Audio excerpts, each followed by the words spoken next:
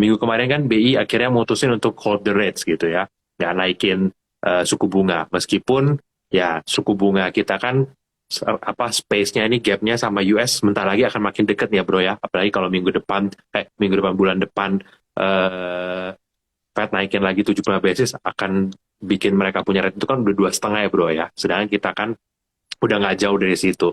Ya memang sih inflasi kita belum tinggi-tinggi banget, tapi ya kalau namanya harga komoditi naik-naik terus kayak begini, eventually kita bakal dapat inflation. Nah, kalau dari pandangan lu sendiri bro, apakah tindakan BI minggu lalu itu wise nggak in your opinion? Balik lagi, semua orang kan bisa punya opini masing-masing. Iya, kalau kita lihat benar. Eh, Sebelum ngebahas ini, saya mau cerita dulu soal stance dari pemerintah dan Bank Indonesia ya. Sebenarnya dari bedanya 2 tahun lalu sama sekarang. Ya, Kalau boleh.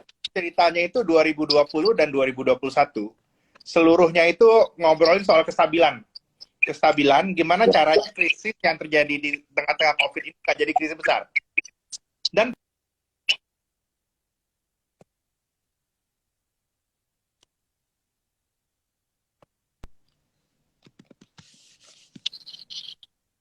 halo ya, kedengeran? Ya, sorry bro, tadi kayaknya nge-freeze sebentar. Oke, oke.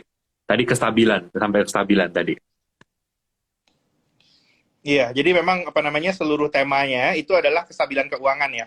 Kalau kita lihat 2020 sama 2021. Nah, 2022 ini kalau kita lihat perubahan stance-nya balik-balik dari pemerintah, pemerintah mau ngasih subsidi, terus juga BI ceritanya berbulan-bulan mau push growth.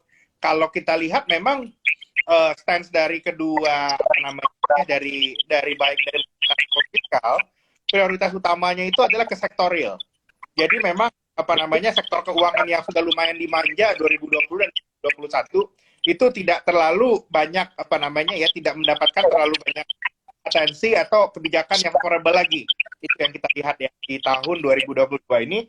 Karena itu juga saya memandangnya karena memang udah mau ngegenjot pertumbuhan ekonomi, memang a bit walaupun market nih ya, walaupun financial market itu pengennya dinaikin suku bunganya, jadinya nggak bisa naikin. Kalau dari sudut pandang untuk genjot loan growth lagi, pertumbuhan ekonomi itu benar. Tapi kalau dari sisi kestabilan pasar keuangan, itu jelas kalau untuk kita bukan sebuah policy yang favorable. Itu yang kita lihat. Sebelum lanjut lebih jauh, saya mau ngasih cerita itu dulu bahwa stance dari policy maker kita memang sudah agak berubah. Itu Hmm, kondisinya dari awal tahun ini. oke, oke, oke, oke, oke. Nah, berarti ini ada perbedaan ya bro ya. Satu dari sisi kestabilan, tapi kan juga dibilang dari soal keuangan juga gitu ya. Nah, kalau dari segi Ya. financial, nah ini balik ke pertanyaan utama kita tadi nih bro. Berarti apa wise nggak kemarin BI naikin suku bunga berarti bro?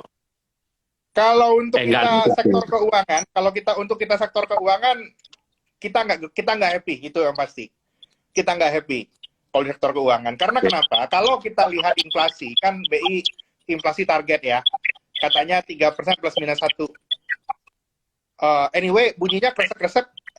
Is it okay? Di sana Aman, aman kresek-kresek bro, nggak? aman, aman, aman. Di tempat gua aman. Di saya ada bunyi kresek-kresek soalnya. Oh, coba. Halo? Halo? Oke, oke, udah aman Ya, sekarang ya? Ya, itu muncul lagi. Tes, tes. Oh, oke, oke, ya. Jadi apa namanya kalau itu yang saya lihat memang perubahan ini apa namanya stance ini membuat apa namanya itu ya policy yang diambil sekarang itu terutama inflasi itu sebenarnya bukan policy yang membuat pasar keuangan happy. Pasar keuangan lihat katanya inflasi 3,5%. Katanya pertalite dijaga harganya misalnya 7.000. Tapi kalau nemu pertalite bisa nggak kita ngisi pertalite full tank tiap hari tanpa ada resiko pertalite-nya nggak dapat. Di beberapa tempat banyak di daerah ternyata itu nggak dapat. Jadinya banyak orang itu ya sekalipun harga pertalite-nya nggak naik, inflasinya nggak naik, biaya hidup orang udah naik. Biaya hidup orang udah naik gara-gara orang sudah banyak yang gara-gara nggak dapat pertalite masuknya ke Pertamax. Harusnya inflasinya lebih tinggi dong. Ini yang sebenarnya hal yang lagi kejadian itu membuat pasar keuangan itu uneasy. Sehingga BI yang tidak menaikkan suku bunga itu tidak dianggap sebagai hal yang konstruktif oleh pasar keuangan. Itu yang kira-kiranya kita lihat. Dan di kondisi yang udah makin inflasioner kayak sekarang, kapan market akan happy lagi, akan baik lagi, kalau polisinya udah pas. Kalau sekarang polisinya gimana, kalau dari si BI, kalau aku lihat kapan market mungkin bakal happy lagi, kalau BI-nya naikin bunga. Itu yang pertama kita tunggu. Oke, oke, oke. Nah, berarti dalam hitungan Bro Fakru sendiri, tahun ini itu ngelihat kondisi makro ya, ngelihat policy central bank lain juga. Itu BI idealnya tahun ini dari prediksi Bro Fakru sendiri, BI akan naikin suku bunga berapa basis point? 100 basis. Oke, 100 basis dengan 4 kali sequence berarti bro, 25, 25, 25. Iya, 4 kali sequence. Nah, tapi hal yang menariknya itu gini, kalau kita lihat secara historis, memang tidak pernah ada kejadiannya itu ya. Saya lihat itu di 2013 sama 2018, tidak pernah ada kejadiannya dalam sejarah kebijakan moneter kita, BI itu full ahead the curve. Tidak pernah kejadian. Waktu itu BI full, kalau 2013 ya, BI itu full naikin suku bunga berubah jadi hawkish ketika rupiah lompat dari 9.000 ke 12.000. Dan di 2018 ketika rupiah lompat dari 13 ribuan ke 15 ribuan baru ada kenaikan suku bunga. Itu yang kejadian di 2018. Nah, terus ini juga ada ya kalau mau kita lihat sekarang, BI itu kapan sih naikin suku bunga? Nah, sebenarnya Bank Indonesia ini selalu memberikan aba-aba di statement dia tiap bulan, bro. Jadi di statementnya BI bulan ini itu dikatakan bahwa kedepannya BI akan mencermati resiko-resiko peningkatan inflasi yang ada. Dan kebijakan normalisasi moneter lanjutan, normalisasi ini termasuk GWM naik, terus juga termasuk di sini bunga juga naik ya, akan diambil melihat data dan kondisi terkini. Berarti ngelihat data dan kondisi. So, it is likely BI is not taking a view on this matter. Mereka lihat data, lihat kondisi. Nah, kira-kira kondisi apa yang bakal bikin BI naikin bunga? In my perception until today, dan ini yang juga udah mulai diasap oleh market, BI akan naikin bunga kalau rupiah tertekan. Kira-kira seperti itu. Dia sudah bilang melihat kondisi. Nah, kondisinya apa? Ini paling penting nih kita lihat. Kalau kondisinya sih saya lihat kalau rupiah tertekan BI. Karena itu memang dengan kondisi sekarang, The Fed udah naikin bulan Juni, Juli akan naikin lagi, sementara BI belum naikin. Saya lihatnya mau nggak mau nanti kenaikan suku bunga Bank Indonesia akan prelude-nya itu adalah depresiasi rupiah. Dan rupiah yang lebih dari 15.000 itu trigger kenaikan suku bunga. Kira-kira. Nah, selama ini tidak terjadi, sama seperti yang pernah saya obrolin sebelumnya, market cenderung tidak konstruktif, itu jadinya. Tidak ada support rupiah, tidak ada support bond yield, itu dari kejadian di market. Iya. Masuk akal ya Bro Fakru ya, karena kalau kita lihat selama ini itu BI cenderung reaktifnya terhadap rupiah ya, kalau kita perhatiin selama ini gitu ya. Kadang-kadang kan ya, kalau inflasi naik ya udah kayak kemarin nih, hold suku bunga, toh rupiah masih 14.7, santai aja bos gitu, mungkin dia pikir gitu kan. Tapi mungkin in 1 or 2 months gitu ya, tapi rupiah mulai creeping up nembus 15.000 nih ya bro ya, 15.2 atau apa, nah, mungkin di situ BI baru akan make a move ya berarti di situ. Oke. Kira-kira seperti itu, dia akan melihat data dan kondisi. Kondisinya apa? Saya lihat kondisinya akan naikin, kondisi global liquidity yang tighten dan pelemahan rupiah. Iya, I see. Nah, ini juga yang rame juga ya bro ya, kalau kita ngomong di luar sana itu kan mulai pada mengira-ngira nih, kapan The Fed akan pivot katanya, alias back down nih, dari kenaikan suku bunganya gitu kan. Mungkin nggak sih, ini balik lagi, ini kan kita kan mencoba menganalisa aja gitu ya, move-nya seperti apa. Kira-kira mungkin nggak sih, kayak bank sentral kita tuh juga nunggu gini loh, siapa tahu, ini kan US kayak mau masuk ke resesi nih, or maybe already in technical recession nih sekarang gitu kan. Ya kan, udah technical recession nih sebenarnya gitu kan. Jadi BI ngelihat, siapa tahu habis The Fed naikin 75 bulan depan, inflation mulai turun, The Fed akan pivoting nih di bulan September atau apa ya, udah nggak usah naikin bunga kenceng-kenceng lagi, santai. Nah, dengan posisi itu, kan USD langsung orang akan kaget. USD-nya mungkin akan melemah. Nah, BI jadi pikir rupiahnya aman, jadi mendingan gue nggak rocking the boat dulu nih dari sekarang. Gitu, gue tunggu dulu nih benar-benar. Iya, basically that assumption itu benar kalau lingkungan sekarang itu lingkungan deflasioner. Mirip kayak Hmm. waktu itu rate hike yang terjadi 2018, 2019 The Fed lihat ekonominya melemah, langsung habis itu rate cut lagi kan. Itu benar Ya, kalau betul. kondisinya deflasioner. Tapi di sisi lain yang harus kalau gua lihat ya memang kalau kita lihat The Fed itu pivoting, market udah pivoting duluan sebenarnya sekarang. Fed Fund Future itu udah lihat 2023 Fed itu potong interest rate. Ya, 2024 betul. Di second potong. half. Nah, Ya, pertanyaannya yang saat ini market obligasi global itu nggak pure sama sekali, nobody knows. Kalaupun nanti itu di siklus resesi itu ada pemotongan suku bunganya bisa seberapa dalam? ya, Bisakah balik ke 0% lagi kayak dulu di tengah ya, inflasi? ya. Unlikely. Betul. I think ini juga hal yang harus diantisipasi. Memang kalau di sini ya kelihatan kita masih ada room, kita masih ada kemungkinan The Fed pivoting, tapi yang pasti dengan policy yang sampai sekarang di Indonesia ini masih pro-cyclical, kita masih genjot pertumbuhan ekonomi dan global juga udah pada naikin. Ini sebenarnya membuat Indonesia ini agak mencil ini, posisi kita lumayan divergen. Karena itu saya lihat ya sebenarnya ada kecenderungan BI bertaruh bisa ada pivot kejadian. Dia tidak menyatakan hal itu, tapi secara implisit mungkin mereka juga mengekspektasikan yang sama. Cuma kalau menurut saya ini terlalu beresiko. Lalu juga ada satu hal yang saya sadari 1 bulan terakhir, bahwa kedepannya itu akan ada perubahan mindset yang luar biasa di market. Perubahan mindsetnya itu gimana? Kalau kita lihat datanya, Indonesia itu kan bisa running current account deficit dari tahun 2011 ketika quantitative easing, karena US Treasury itu di bawah 3%.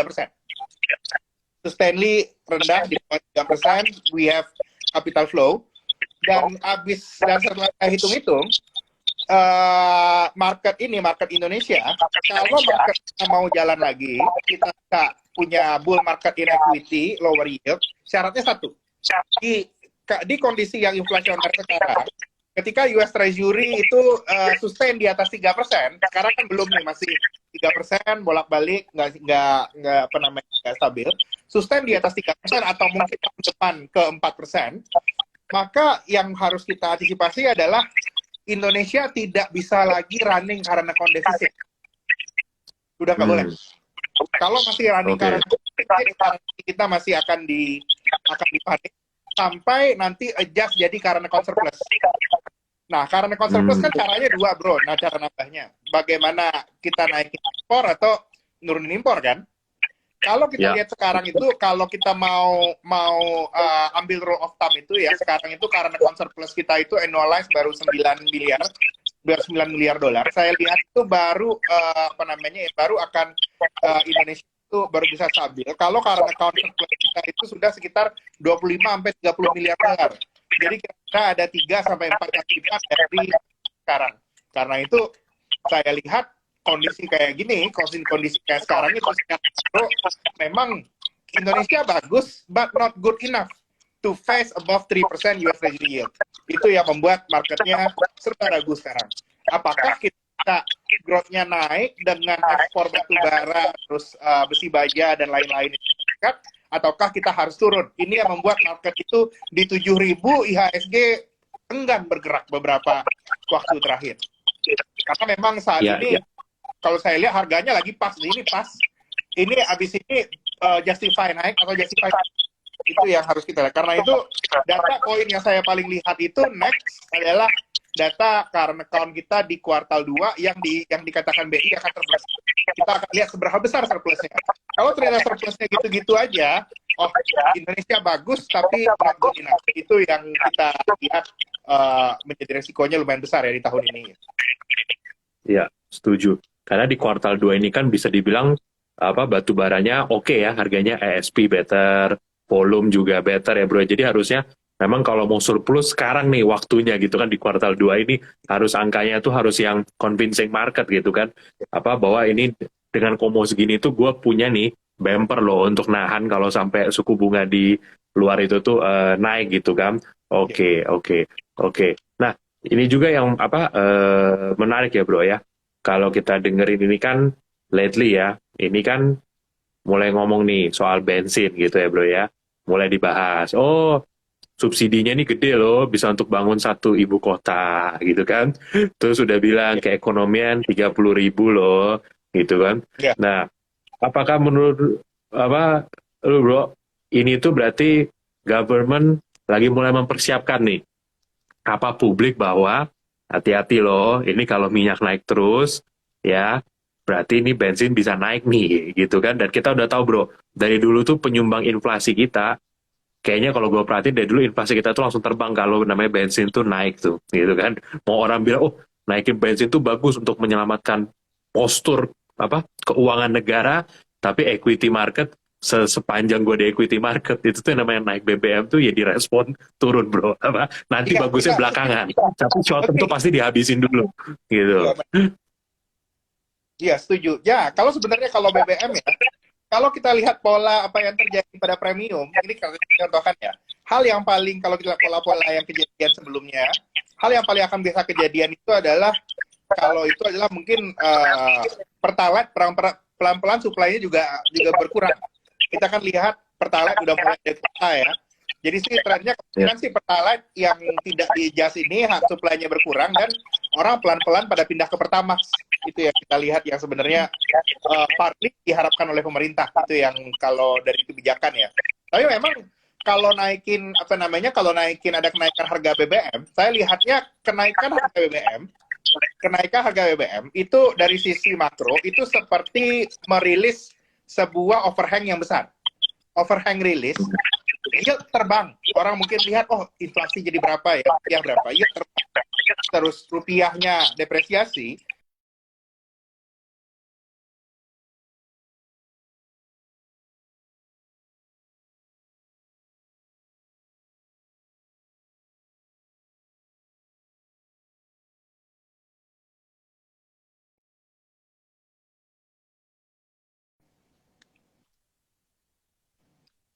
Ya halo ya. Nah ya, tapi ya, ya, itu oke. saya lihat nanti setelah itu dirilis, ini kita nggak tahu ya kapan, itu nggak tahu. Begitu ada kenaikan BBM, market akan shock. Itu pasti akan ada koreksi luar biasa di berbagai cross sektor, karena semua orang, seluruh company akan berhitung ulang.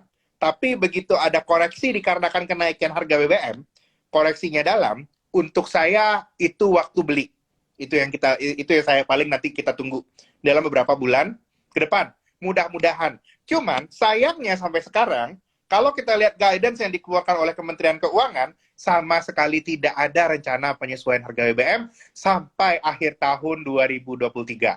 Ini yang membuat overhang dari sisi makronya luar biasa kalau di kondisi sekarang.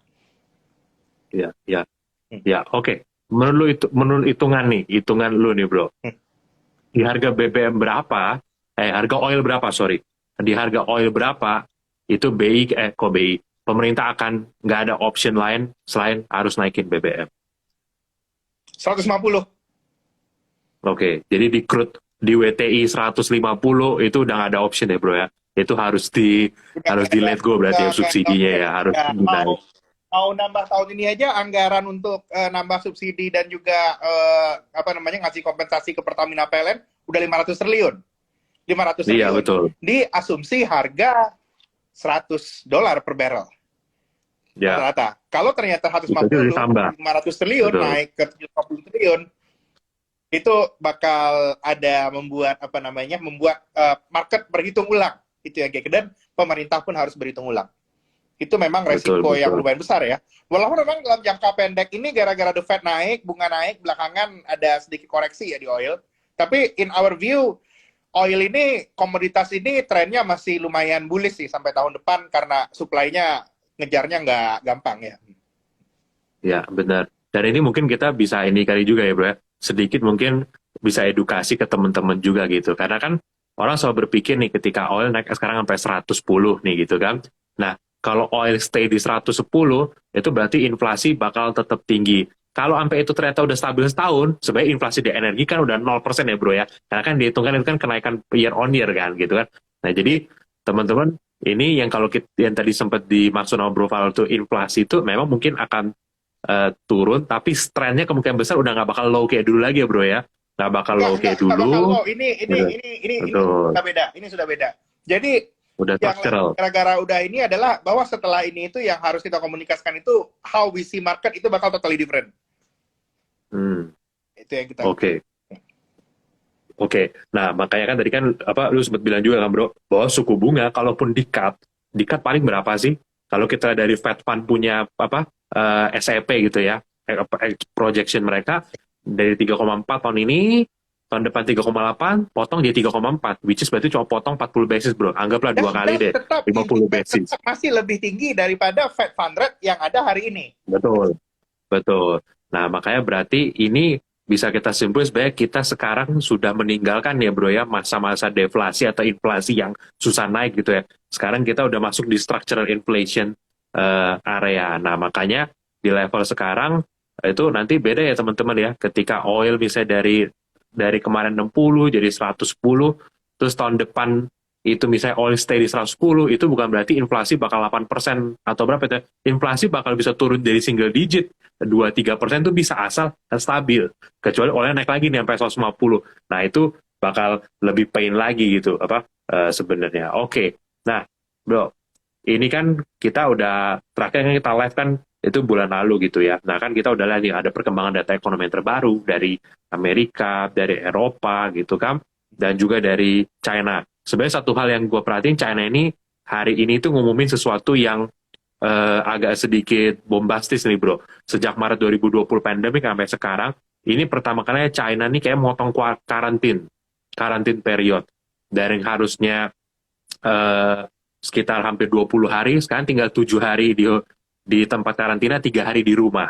Nah, orang mulai take apa ini sign bahwa oh China udah ready nih untuk lose apa zero COVID policy-nya gitu. Nah, kalau menurut lu bro, US kan trennya lagi slowing down, gitu kan? Ekonominya lagi direm. Sedangkan kalau China, ini tanda-tandanya kebalikannya nih, mulai suportif. Kemarin yang sempat galak sama tech pun sekarang udah mulai agak dibaik-baikin gitu kan. Zero COVID policy-nya mulai mau ditinggalin gitu. Orang bilang ini mungkin karena ini bro, Xi Jinping ini kan nanti November ini kan bakal ada CCP punya ini kan, kongres kan yang 5 tahunan sekali kan. Jadi dia nggak mau kelihatan looks bad lah di depan kongres gitu kan. Nah, dengan kondisi yang begini bro, net-netnya, itu akan net positif untuk Indonesia apa net negatif bro? Ketika US dan Europe slowing down, China-nya ini pelan-pelan lagi pick up sekarang. Sebenarnya kalau kita lihat kondisi sekarang sih, kalau kita lihat net-netnya itu positif buat Indo. Karena Oke. karena by the end kan sekalipun China buka, supply bottleneck yang kejadian di hulu di raw material itu kan tidak not easily solved. Ya berarti demand for energy dan lain-lainnya itu akan ada supportnya. Itu justru akan bikin harga komoditas itu bisa lumayan stay tinggi ya. Netnya positif untuk Indonesia sebenarnya. Cuman pertanyaannya adalah ini ya isu terbesar untuk Indonesia itu tahun ini yang sebenarnya menurut saya itu agak mengecewakan. Kita tidak bisa mengoptimalkan dampak kenaikan harga komoditas itu kepada ekonomi kita. Itu pertanyaannya. Iya, betul. Nah, kenapa tuh Bro Fahrul? Kenapa yang kali ini itu translate ke ekonominya nggak kayak dulu pada saat kita komoditi boom? Gitu. Itu ada beberapa faktor.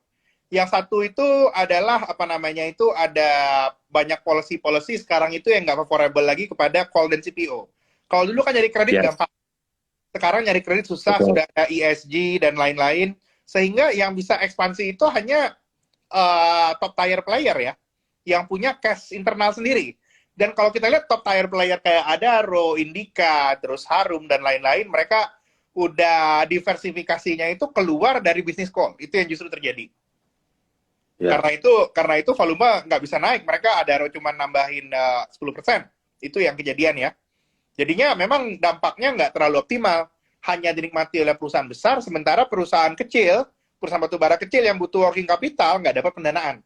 Itu kondisinya yang sekarang itu kejadian, sehingga kita nggak bisa menikmati itu dengan optimum, dan banyak policy-policy yang mengganggu, kayak kemarin, bulan Februari apa Maret ya, yang batubara nggak boleh dijual.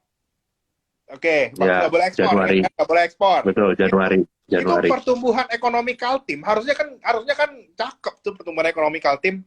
Masa pertumbuhan ekonomi Kaltim di bawah 3%, itu kan nggak masuk akal di tengah kondisi harga batu bara yang tinggi, itu yang kita lihat. Dan ini saya lihat itu hal yang paling penting kita lihat itu adalah gimana kita bisa mengoptimalkan harga batu bara yang naik ini, CPO yang naik ini bisa menjadi income. Jangan sampai tidak bisa dioptimalkan. Itu batu bara kejadian. Lalu di tengah tahun ini kejadian lagi di CPO. Ya kan? CPO nggak boleh ekspor pas Lebaran. Itu teman-teman kita di Sumatera, di Kalimantan banyak yang batal Lebaran ya loh waktu puasa kemarin. Tiba-tiba nggak bisa jualan CPO, mereka udah expect itu. Makanya data ekonomi secara cyclical bulan habis Mei, bulan Juni itu udah mulai agak slowing down. Itu ya yang saya lebih lihatnya ya. Bagaimana ya, itu ceritanya tadi, kalau China membaik sih, agree China membaik, tapi bagaimana Indonesia bisa tap the opportunity itu lebih penting. Itu yang kita lihat sekarang. Dan kalau kalau saya sih lebih lihatnya di kondisi kayak sekarang ini, downside risk itu sudah makin muncul di kondisi kayak sekarang ini ya. Kondisi mungkin bisa berubah kalau ada suatu kondisi di mana kayak seperti batu bara ini, walaupun harganya nggak 400 lagi, nggak 300, mungkin 200-an aja, tapi produsen baru yang masuk banyak. Itu yang kita harapkan sekarang. Tapi itu tidak terjadi sampai hari ini ya. Ya, betul. Karena kan benar ya, Bro Fahrul ya, yang lu bilang bahwa sekarang tuh masalahnya investment di sektor komoditi itu tuh low banget ya. Karena semua orang diarahkan ESG. Sedangkan cost untuk bikin ESG ini juga nggak murah gitu kan.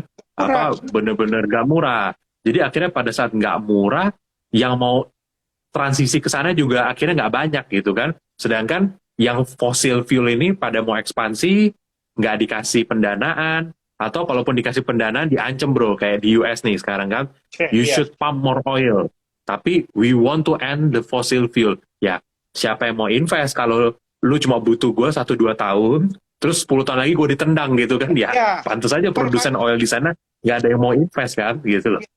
Setuju Bro Billy. Permasalahan yang terjadi di global ataupun di lokal sekarang itu adalah lack of coherent policy. Polisinya masih koheren. Kalau memang butuh oil, kita butuh fossil fuel, just say it. Butuh kita pumping lagi, nggak usah babi bu nanti lagi, nggak, sekarang butuh. Itu harus dilakukan. Selama itu belum terjadi, tidak ada policy yang koheren, market kecewa. Itu yang menyebabkan kenapa US gara-gara stagflation turun, koreksi di S&P besar, di emerging market nggak jelas, dan market itu expect ini ya, yang paling bingung itu bond market sekarang. Bond market ini benar, dengan kondisi kayak sekarang ya, kita butuh energi tapi nggak disupport, polisinya nggak koheren, bond market ini bingung, inflasi kita kalau habis resesi, bisakah resesi itu beneran bikin inflasi turun dalam? Itu pertanyaan selanjutnya. Betul. Apa yang akan terjadi kalau terjadi resesi, tapi inflasinya nggak turun dalam, itu doomsday. Itu yang kita lihat, kondisi di mana policy yang tidak koheren kejadian sekarang itu tuh membebani market banget. Itu yang kejadian. Ya, setuju bro ya, karena gini, kalau ini nggak tahu ya, mungkin kalau dari pandangan gua, sekarang kan supply di bawah, demand di atas, ya kan? Oke, Bank Sentral bilang, supply nggak bisa ditolong nih, mau nggak mau gue bikin resesi dong, gue turun nih demand-nya supaya ketemu. Nah, masalahnya kalau yang supply ini nggak diberesin, lu nggak bisa bikin ekonomi resesi terus-terusan juga kan? Lu bikin setahun, oke nih, ketemu. Tapi nanti kayak 2011 bro, habis resesi 2008, komoditi 2009, 2010, 2011 naiknya lebih gila lagi, bahkan dari sebelum 2008. Karena apa waktu itu kan, ya ini yang ditakutkan kejadian kayak gini lagi kan ya bro. Jadi, yang kalau gue lihat nih, takutnya gaya inflasi yang bakal dihadapi dunia ini seperti kayak tahun 70 ke 80 bro. Naik, turun, nanti naik lebih tinggi lagi. Turun, naik lagi lebih tinggi lagi. Dengan trajektori policy yang di global kejadian sekarang, I'd like to say, the skenario itu sangat real. Itu mungkin sekali kejadian. Iya, benar. Karena yang gue lihat supply problemnya itu benar-benar nggak di take care gitu. Dan kalaupun yang tadi bro bilang benar gitu, bahwa ya just say gitu, kita butuh oil sekarang, jadi ya kita butuh banget lah bantuan kalian untuk ini, ya mungkin soal zero carbon kita mundurin deh dari 2030 mungkin ke 2050, 2060, nah mungkin di situ ada orang mau invest gitu kan. Iya, tapi benar. Iya, Jangan cerita ESG lagi, sama masih menggaungkan ESG apa namanya dan gitu. Saya rasa, waduh itu berat lah gitu kalau saya bilang ya. Market tidak melihatnya sebagai iya, yang koheren. Kalau yang koheren itu jelas maunya apa, konsekuensinya apa, diambil nggak? Itu dia.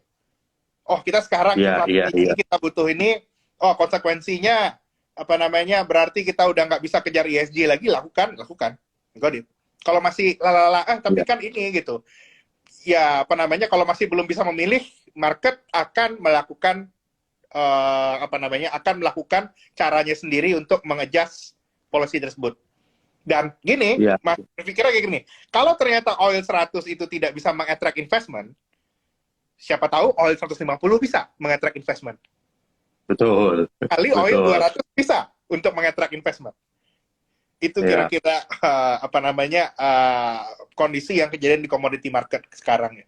ya, betul, setuju. Makanya itu kan ada apa peribahasa kalau di market ya bro ya. Kalau kita arti ke bahasa Indonesia, obat untuk harga yang rendah adalah harga yang lebih rendah lagi. Nah, atau obat untuk harga yang tinggi adalah harga yang lebih tinggi lagi. Gitu. Benar sekali. Yes. Betul, betul, betul.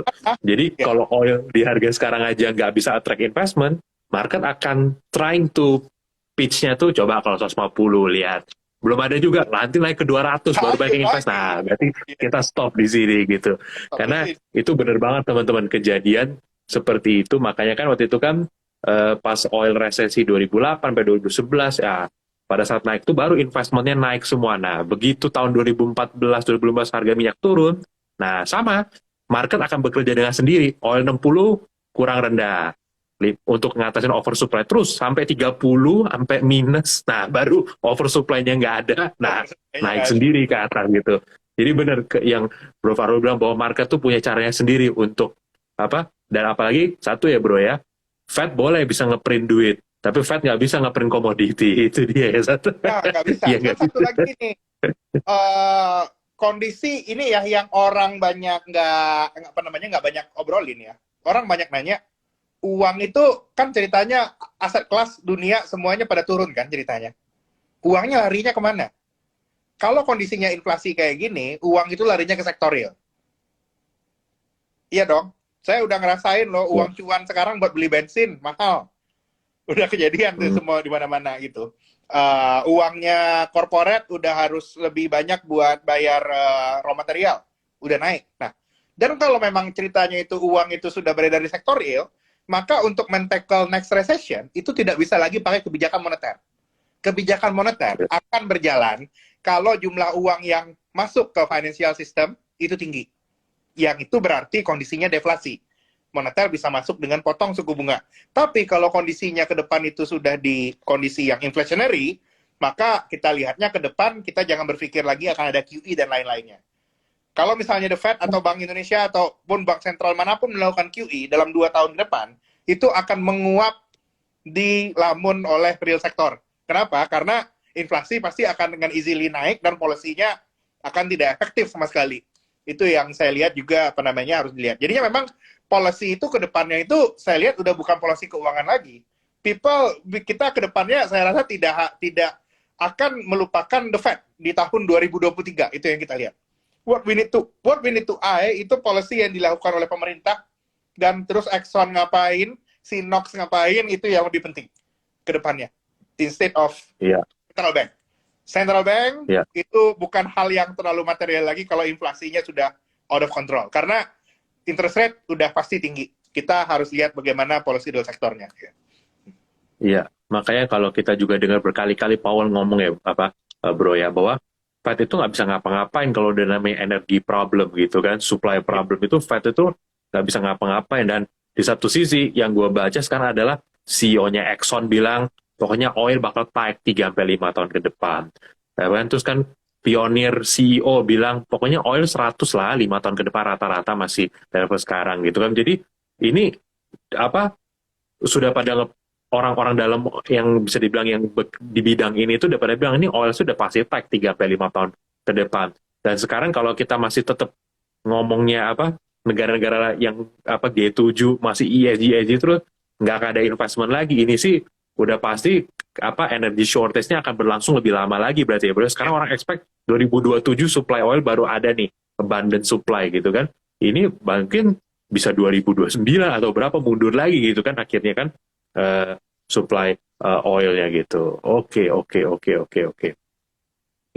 Nah, ini mungkin kita sekarang bicara di Indonesia sekarang ya bro ya.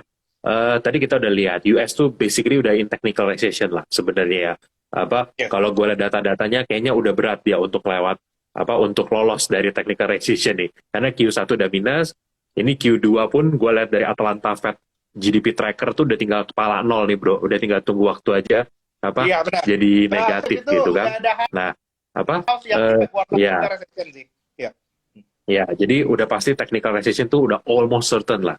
Nah, kalau dari segi Indonesia sendiri bro, itu menurut lu tahun ini tuh kita bisa growth berapa persen nih bro? Gitu. Dan trajectory-nya seperti apa? Apakah Q2 makin lebih tinggi, nanti Q3, Q4 baru kena pressure, apa kita bakal steady nih sampai akhir tahun? Q2 masih lebih tinggi kita lihatnya. Q2 masih lebih tinggi, daerah-daerah yang berhubungan dengan komoditas, sama batu bara itu bakal jumping. Kayak Kalimantan Timur itu bakal balik ya, gara-gara kuartal 1 belum nikmati apa-apa. Tapi kuartal 3, kuartal 4, dampak dari kenaikan suku bunga The Fed, terus pressure yang udah mulai di currency ya, itu sudah mempengaruhi confidence. Jadinya kuartal 3, kuartal 4 kita bisa turun, tapi growth saya lihat, saya kan our official forecast kan is still very high, kita masih 5,5%. Kita lihat kalaupun revision itu ke 4,8 sampai 5%. Itu yang kita lihat. Jangan lupa dampak low base kita masih ada dari tahun lalu. So dari optical number itu kita masih lihat ada magnitudo perbaikan ya. Tapi baik kuartal 3, kuartal 4, walaupun nanti angka di kuartal 2 ini akan keluar bagus, market will be guessing ini kondisinya ya, di kondisi sekarang ini di 2023 kita masih bisa enjoy the recovery or not. Itu yang kita lihat. Kita bisa enjoy, kita bisa memaksimumkan prospek komoditas ini atau enggak. Yang so far kalau saya lihat data, saya lihat volume ekspor, saya kecewa Pak. Itu jujur kalau kita kejadian. Iya. Karena kalau kita betul. Dan kalau kita lihat pun dari segi produksi pun nggak gampang ya bro, tahun ini batu bara kena hujan terus, makanya mereka pada komplain hujan ini mengganggu banget nih produksi mereka nih, bisa dibilang juga secara internal sini juga. Iya. Nah bro, jadi mungkin kan udah mau deket lah ya dengan musim earning season nih. Ini kan Q2 sebentar lagi tutup ya, 2-3 hari lagi.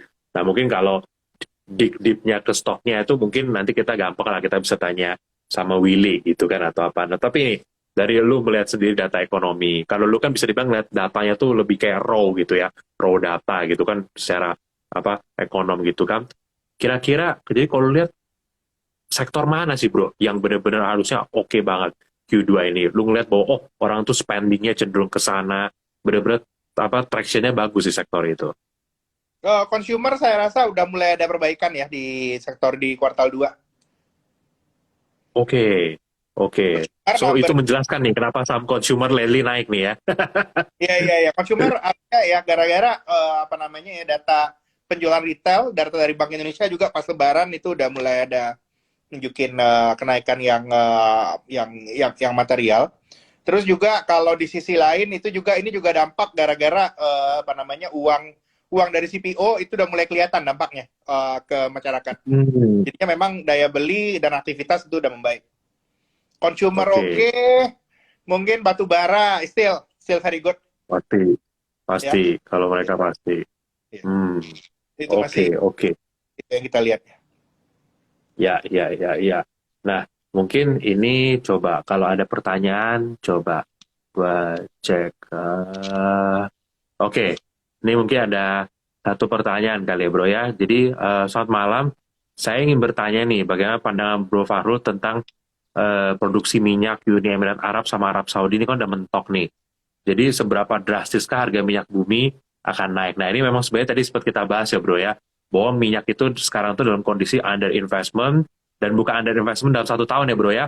Kalau gue cek under investmentnya sudah jalan tahun ke-7 nih bro. Udah jalan tahun ke-7. Dan bahkan hampir setiap tahun makin rendah nih, malah bisa dibilang bahkan even lower than pre-COVID gitu. Jadi memang nggak ada supply sama sekali dan memang mentok gitu kan. Nah, tapi balik lagi bro, so ini berarti untuk jawab pertanyaan ini, menurut lo oil tuh bisa naik sampai up to 150 berarti nih ya bro ya? 150 bisa lah. Extreme level 200. Kalau udah nyampe Oke, 200 kita short oilnya lah. Kalau kita lihatnya ya. Tapi 150 harusnya masih bisa. oke. Jadinya Jadi di kalau ada, jadinya my view adalah mungkin akan ada sama penurunan harga oil. Ini udah lagi kejadian ya, gara-gara Fed tightening dan everything. Tapi after that, cerita supply yang kayak kita ceritain itu bakal kick in lagi. Dan ya saya nggak tahu betul. kebayangnya, mungkin saya lagi kebayangin gimana kondisi winter sekarang. Itu I don't know, belum kebayang itu gimana di Eropa dengan mereka punya Setuju. supply gas dari Rusia yang tertahan dan lain-lain. Itu yang kita Setuju, lihat. setuju. Karena ini tuh benar-benar apa? Sekarang problemnya tuh benar-benar kalau gue bilang ini problemnya udah kusut nih ya bro ya. Karena kan ini kita udah mau masuk winter. Lu ban Russian punya coal bulan depan. Lu mau ban Russian punya oil. Dan Rusia nggak kalah pinter nih kalau gue lihat. Mulai gasnya dipotong nih sama Gazprom. Pengiriman cuma 60%. Terus bentar lagi mau maintenance nih. Gue lihat Jerman takut nih, abis maintenance, bener-bener maintenance-nya nggak pernah dikirim lagi ntar gasnya gitu sama sekali lagi gitu kan. Nah, Ya. jadi mereka udah mulai agak-agak sedikit panik juga nih soal energinya itu. Oke, oke, oke. Nah, bro, ini mungkin ada yang pertanyaan juga soal rupiah kita gitu ya. Nah, rupiah itu, jadi bro, menurut lo, kalau misalnya BI tidak bergerak, sorry, menurut lo di trigger berapa bro? Apa rupiah melemah sampai level berapa baru BI akan bergerak? 15.5. 15,5 ya. Oke, 15,5 berarti kan kita stabil kemarin lately di 14,5 berarti Ya. depreciate sekitar 7% lah berarti ya. Depreciate sekitar 7% Ya. and then BI. Oke, oke, oke. Kita lihat Oke, coba. harusnya apa namanya ya, Oh, kalau pelemahannya material BI harusnya udah harus naikin naikin bunga kira-kira kayak gitu. oke. Oke, sebentar. Kita lihat. Oke. Nah, ini juga ada pertanyaan. Kenapa di kondisi apa seperti sekarang nih minyak lagi tinggi, kenapa kita kurang bisa manfaatkan nih Bro Fahrul? Kayaknya banyak fans Medco, Elsa dan teman-temannya. Kenapa sih di oil tinggi gini kita tidak bisa memanfaatkan gitu loh? Padahal negara kita negara komoditas. Ya, pada dasarnya semenjak penurunan oil lifting kita yang terus-menerus terjadi dan 2011 kita 2011 atau 2010 ya, kita sudah jadi net oil importer, kondisinya udah agak lumayan berbeda sih, itu yang kita lihat ya. Kita butuh investasi yang cukup tinggi ya, ini butuh political will ya. Urusannya bukan setahun 2 tahun tapi multi year, kita harus apa namanya harus bisa genjot lagi investasi di Pertamina. Itu yang bikin kenapa kita nggak bisa optimize kalau oilnya naik. Jadinya hal yang bisa kita optimize sekarang sih bukan dari oilnya, oil bisa jadi burden kita. Yang bisa kita optimize sekarang itu hanya batu bara sama CPO-nya. Ya, ya, ya. Ini juga ada sedikit pertanyaan nih. Oke, mungkin gue simpulin aja kali ya. Ini apa? Berarti menurut lu bro, sekarang berarti Bank Sentral lagi main gas sama rem bukan? Kalau kita mau bilang. Maksudnya, sekarang supply gap terlalu tinggi. Ya, gue turun-turun dikit supaya demandnya sama. Tapi ini kan, dia sebenarnya kan nge-kill demand sambil nunggu supply recover nih kan bro ya. Tapi supply ini untuk recover will takes time gitu kan. Nah, berarti bisa dibilang sekarang menurut lu Bank Sentral sebenarnya cuma lagi main gas rem bro. Oh yes, Sambil main nunggu supply. rem ini ibarat ibarat nyetir apa bawa pesawat ya, nyetir aja, nyetir driving in the cloud, Pak. In the cloud nggak Hmm, kelihatan, jarak pandang hmm, kurang dari 5 meter. Kalau jarak pandang kurang dari 5 meter, hal yang bisa kita lakukan itu hanya jalan pelan. Kita nggak bisa take a view, mau ngegas nggak bisa, ya ngegas, ngerem, dan kita hanya bisa ikutin jalan yang kelihatan gimana. Kalau kelihatan jalannya kanan, kita belok kanan. Kalau ada turunan, kita turunan. Kalau naik, naik. Kita nggak bisa mengantisipasi sesuatu yang akan ada kejadian di masa depan. Gara-gara kondisinya cloudy sekarang. Itu kira-kira yang kita lihat terjadi per central bank kita. Memang opsi mereka jadi sedikit gara-gara kondisinya cloudy dan hanya bisa reaktif. Kira-kira kayak gitu. iya. Nah bro, ini kan gue ada baca juga ya, tadi sih gue baca gitu ya, kayak Iran itu mulai apply untuk join BRICS gitu kan, mulai masuk ke blok ekonomi yang lain gitu kan. Sedangkan kan G7 ini kan lagi comfort juga dengan ini ya. Menurut lu ini balik lagi kita ngomong dari segi blok ekonomi aja ya. Apakah dengan kondisi Ukraine sama Rusia ini seperti ini, kita akan ngeliat blok-blok ekonomi lebih mandiri dalam tanda kutip. Mungkin baru Ya, enggak ya, tapi blok-blok ekonomi akan lebih mandiri dalam beberapa tahun ke depan karena ada konflik Ukraina Rusia ini. Dan apa implikasinya buat kita nih, Bro? Gitu. yang kita lihat adalah gini, kalau memang kondisinya sekarang itu adalah kalau kita belajar di Fakultas Ekonomi ya, kalau belajar bisnis, pasti kalau belajar pengantar ekonomi itu dikatakan bahwa ekonomi terbuka langsung kan. Ekonomi terbuka Ya. memberikan manfaat untuk semuanya. Oke. Yang kejadian sekarang ini adalah konflik-konflik yang ada sekarang itu membatalkan cerita tadi. Semua orang ngerasa kita harus mandiri, kita harus punya geng masing-masing, kita nggak bisa hidup dalam globalisasi. Ya, kondisinya sebenarnya yang kejadian itu adalah berarti global supply chain yang sudah dibuat sekarang, baik itu terutama yang ada di China, banyak supply chain itu nanti tiba-tiba itu nggak relevan lagi. Kenapa supply chain itu nggak relevan? Gara-gara nanti akan banyak trade barrier, bisa ada tarif, terus ada embargo kanan kiri gitu, bloknya BRIC dan bloknya G7, terus juga dengan bloknya Rusia dan China nggak akur, jadinya mau nggak mau ke depan itu adalah tiap negara itu harus memenuhi kebutuhannya sendiri. Nah, harus memenuhi kebutuhan sendiri itu implikasinya apa? Kalau untuk Indonesia, saya lihat itu adalah akan ada tren bahwa seluruh bisnis-bisnis yang tadinya itu sudah diambil di luar negeri, kita impor, itu bisa balik lagi ke Indonesia, Pak. Ini misalnya, Oke. misalnya kalau India masuk bloknya Amerika gitu misalnya. India masuk bloknya Amerika, terus Indonesia di blok yang lain, ini misal aja. Terus yang negara-negara sekitar yang dekat sama India itu misalnya Bangladesh nggak mau kirim garment lagi sama kita, yang garment yang sudah bertahun-tahun kita nggak kompetitif, bisa jadi kompetitif lagi, Pak. Bisa Ya. tiba-tiba kita jahitan semuanya balik lagi ke Indonesia. Hmm, Industri balik oke. lagi ke negara masing-masing, tapi konsekuensinya adalah standar hidup turun. We have job, tapi job-job yang dulu udah kita tinggalin, job-job yang low skill, itu bakal balik. Tapi standar hidupnya turun, gara-gara quality produknya kita nggak bisa dapetin lagi. Ini yang lagi kejadian itu yang common terjadi di era inflasi dan juga era proteksionisme seperti ini. Ya, I see. Nah, tapi kan bro ya, ini tadi kan kita udah ngomong nih, semua pada pengen bikin blog masing-masing gitu ya. Tapi sebenarnya 2 minggu terakhir, ya mungkin sebulan terakhir lah ya gitu ya. Ini yang gue ikutin juga nih, yang menurut gue bisa jadi game changer juga adalah US sama China ini hubungannya lagi mencoba berbaikan sedikit nih bro.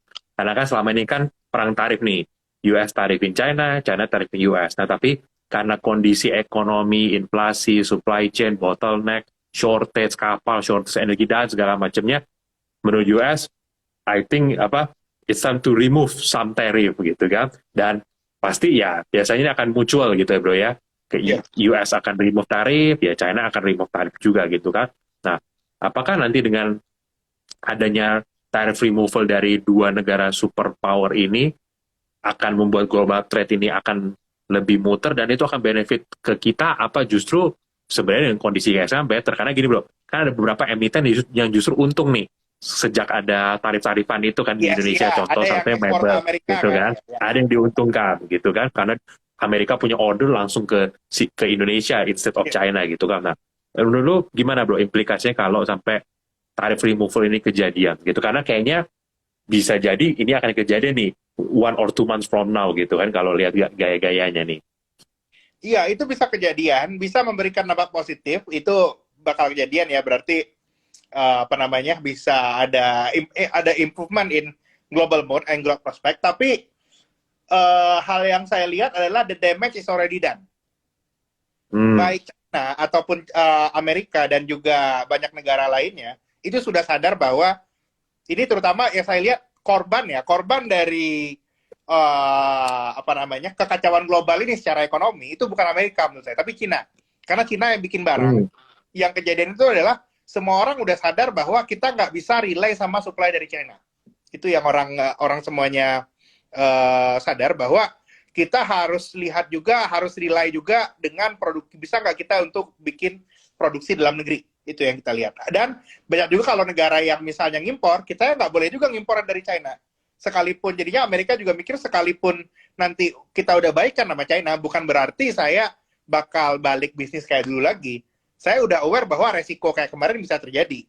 Jadinya saya tetap harus beli Oke. barang negara lain. Itu yang kita Oke. lihat. Jadi nggak So serta-merta basically, ya. bikin apa namanya yang barang Indonesia yang udah jual ke Amerika itu nggak laku lagi, nggak serta-merta kayak gitu. Tapi memang akan ada sentimen, ada perubahan kira-kira kayak gitu.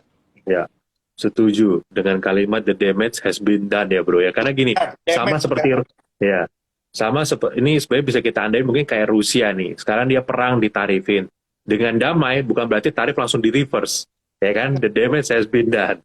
Karena buat orang ntar di reverse nanti next lu nyerang lagi terus lu damai gitu kan ngarep di reverse lagi gitu. Jadi setuju sih bahwa the damage has been dan orang juga takut ya bro ya karena policy berubah-ubah juga takutnya nanti berapa bulan lagi berubah lagi gitu kan kayak gitu lagi sedangkan kita tahu di dunia investment real investment itu kan apa political stability sama policy consistency itu very important ya bisa dibilang kayak gitu. Ya benar Pak. Ini Oke. membuktikan sebenarnya ini mahalnya kepercayaan sebenarnya kan, trust. Kalau ternyata trust, oh Ya, oke, ternyata antar negara bisa hostile. Ini terbukti loh. Between big ya, country hostile, terus ternyata Rusia bisa nyerang. Itu mengubah pandangan orang mengubah pandangan businessman, mengubah pandangan policy maker pada banyak hal. Bahwa hal-hal yang tadinya diceritakan dianggap sebagai kejadian katastrofik dengan likelihood yang rendah, itu ternyata bisa kejadian juga, bisa banyak. Itu yang kita lihat. Itu yang ya, membuat ya. apa namanya itu ya mindset dari businessman dan juga policy maker baik di lokal ataupun global, bukan mindsetnya itu bukan growth lagi perubahannya. Akan ada perubahan mindset, tidak hanya mementingkan growth, mereka juga mikir survival mode. Dia udah mikir bagaimana cara survive dan apa namanya contingency plan itu pasti dipikirkan. Dan kalau contingency plan dipikirkan ya we are not talking about international trade and globalization anymore. Karena sudah ada kecurigaan antara satu dan lainnya. Sudah pernah ada yang hostile kok gitu. Gimana lagi saya bisa percaya? Ya. Kalau dulu kan kita percaya international trade bagus. Sekarang udah berapa ada Ya. yang hostile, saya rasa ya ini kita udah nggak akan balik lagi ke kondisi zaman dulu. Oke, oke. Nah ini bro menyangkut kayak harga komoditi ya. Ini ada pertanyaan dari satu ini apa penonton gitu dia bilang gini. Jadi gimana dong kalau oil itu naik terus gitu ya? Misalnya let's say sampai 150 atau targetnya Bro Fahrul kan sampai 200 gitu kan. Target itu Bro 200. Nah, kita kan tahu ya Bro ya, oil sebenarnya kalau naik itu bisa kita lihat dari dua sisi gitu ya, sisi koin gitu kan. Sisi koin yang pertama, oil itu biasa ada leader dari komoditi gitu kan. Kemana oil biasa kemana juga komoditi akan ngikut biasa gitu kan. Yeah. Which is itu kalau coal naik kan, kalau oil naik itu kan mungkin gas naik, substitutnya kayak coal juga naik gitu kan. Nah tapi on the other hand, negara kita itu masalahnya BBM-nya tuh masih disubsidi nih bro gitu kan. Dan kayaknya a bit unlikely ngelihat harga fuel itu bakal di-adjust banyak mendekati election year gitu kan biasanya gitu ya. Nah, jadi dalam kondisi misalnya oil naik terus nih bro, balik lagi kita mau tanya, menurut lu net-netnya positif apa net-netnya negatif ke kita? Negatif buat kita market. Oke. Ya. Buat kita market negatif karena kalau burdennya itu tidak disalurkan kepada kepada sektorial dengan kenaikan harga BBM-nya, maka burdennya itu akan muncul di currency. Dan muncul di currency berarti itu yang megang burdennya kita di sektor keuangan. Kira-kira kayak gitu. Oke. Setuju. Apalagi yang lu bilang juga ya bro, bahwa kali ini kan beda ya. Kalau dulu pada saat komoditi boom gitu ya, China-nya super strong, dan pada saat harga minyak naik, komoditi kita juga naik, tapi ini translate ke ekonomi yang, ya kan? Tapi kalau sekarang beda ya bro ya, coal-nya naik, oil-nya naik gitu ya, tapi nggak translate ke ekonomi, takutnya nanti bensin naik, tapi benefit kenaikan komo nggak nyampe di real econ, akhirnya net-netnya negatif jadinya ya. Iya benar, karena itu saya sebenarnya kalau saya boleh menyarankan ke pemerintah, saya juga waktu itu beberapa kali sempat cerita juga ya, menyarankan gitu ke kementerian, bahwa policy terbaik itu, kalau secara ekonomi ya, ini di luar hitungan politik ya, policy terbaik ini adalah BBM itu biarin dinaikkan. Pertalite secara gradual tiap bulan naik lah gitu. Pelan-pelan sesuai dengan harganya. Tapi ketika kenaikan itu kita memberikan bantuan langsung tunai kepada wilayah-wilayah di Indonesia yang tidak terdampak oleh kenaikan harga komoditas. Kan kalau kita lihat di Sumatera, di Kalimantan kan udah pada kaya sekarang kan gara-gara harga batu bara udah tinggi, harga sawit udah balik lagi. Itu daerah-daerah tersebut mungkin tidak bisa kita kategorikan tidak terlalu terdampak kenaikan harga BBM. Karena masyarakatnya dari nggak ada bisnis jadi ada bisnis sekarang gitu. Justru burden ini kejadiannya di Jawa kan. Justru kita bisa memberikan apa namanya itu BLT tertarget seperti di Jawa gitu. Di mana tempat-tempat yang orang-orang itu apa namanya income-nya itu nggak terkait sama komoditas, kayak komoditas naik mereka rugi. Jadinya fungsi redistribusi dari APBN itu berjalan. Itu sebenarnya idealnya yang saya lihat. Tapi itu sekali lagi pilihannya pilihan politik kan, itu bukan hanya soal kondisi ekonomi, itu yang kita lihat. Jadi yang dipilih saat ini tidak menaikkan harga BBM, kira-kira kayak gitu. I see. Berarti dari pandangan lu nih bro ya, so it's better untuk komoditi kalau bisa ya sudahlah, jangan naik lagi tapi stabil aja di harga sekarang ya. Itu net-netnya untung kita ya. Oilnya nggak, subsidi nggak bebenah lagi, coalnya juga tinggi gitu ya, gitu. Sebenarnya kayak sekarang yang nggak bikin itu adalah harga yang ditahan-tahan. Saya pada dasarnya itu berbeda dari ini mungkin saya agak beda dari ekonom yang lain ya. Ekonom yang lain bilang inflasi itu jahat. Buat saya, inflasi itu yang menggerakkan ekonomi sebenarnya.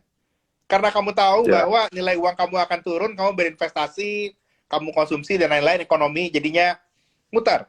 Nah, jadinya yang saya sebenarnya itu sangat harapkan sekarang, inflasi yang sekarang itu ditahan rendah, itu jangan ditahan rendah.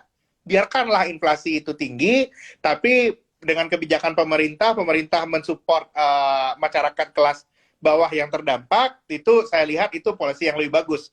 Sehingga pendapatan negaranya bagus, pertumbuhan ekonominya merasakannya juga tinggi, terus ada uang untuk memberikan bantuan langsung tunai.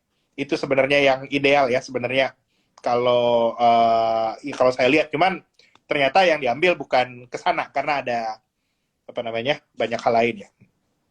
Iya. Dan setuju juga ya Bro Faklo ya. Kalau kita ngeliat selama ini ya, mengontrol inflasi yang tinggi jadi rendah lebih gampang ketimbang mengontrol deflasi. Karena deflasi itu benar-benar sticky. Contoh kayak di Jepang ya bro ya. Mau apapun, udah sampai BOJ on the whole kayaknya, almost JGB gitu ya. Inflasinya ya segitu-gitu aja gitu. Sampai yen udah melemah 20% mungkin dalam cuma 3 bulan ini, inflasinya juga nggak sampai kayak gimana-gimana. Jadi memang ya in an ideal world ya, sebenarnya inflasi itu baik ya bro ya, asal memang jangan tinggi-tinggi ya kan. Asal yang penting stabil-stabil aja. Jangan tidak terkendali, itu mesti ada ya. Betul. Bagus lah. Kalau saya sih pronya inflasi nggak 3%, Indonesia itu inflasi 4-5% lah, itu bagus. 4-5%, 4-5% yang saya yakin equity investor happy. I see. Equity investor happy, dan bond investor bisa dapat yield yang bagus. Nah, jangan lucu kayak kemarin. Kalau kondisi kemarin itu kan aneh. Kan dulu tuh ada kondisi bahwa kalau mau nyari kenaikan harga, nyari di bond. Terus di equity, nyari dividen. Itu kan yang kejadian beberapa tahun yang lalu kan, di kondisi yang lagi puncak deflasi. Itu yang kita lihat, harusnya perubahan mindset-nya kira-kira kayak gitu nanti. Kita harus di equity benar-benar kita lihat ada pertumbuhan, ada high growth, high inflation. Itu kondisinya ya. Kita lagi bergerak ke sana. Di obligasi nantinya kita bisa beneran nyari yield yang tinggi ya, bukan nyari harga naik. Kalau kemarin kan 2-3 tahun yang lalu, masa obligasi nyari harga naik, itu kan nggak, kurang pas lah, kira-kira kayak gitu. Iya. Oke. Nah teman-teman, kita udah 1 jam nih dengerin insight-nya nih dari Bro Faklo, karena memang yang insight-insight kayak gini yang diperlukan nih, karena sekarang kondisi lagi ini nih bro. Teman-teman mungkin lagi pada takut, lagi pada ragu gitu kan. Jadi ngeliat market, mau resesi mau full cash nggak sekalian sahamnya gitu kan. Tapi mau full cash takut juga kalau ternyata market nggak jadi resesi atau cuma technical recession kan. Jadi memang insight dari Bro Faklo ini semoga berguna ya teman-teman. Oke. Thank you nih bro udah spend waktunya Thank you, hari ini makasih. 1 jam untuk Iya. bantu teman-teman. Appreciate it ya. Oke, thank you bro. Sip, thank you ya teman-teman ya. Thank Ya apa? you. Kita ketemu Thank you. next. Thank you bro.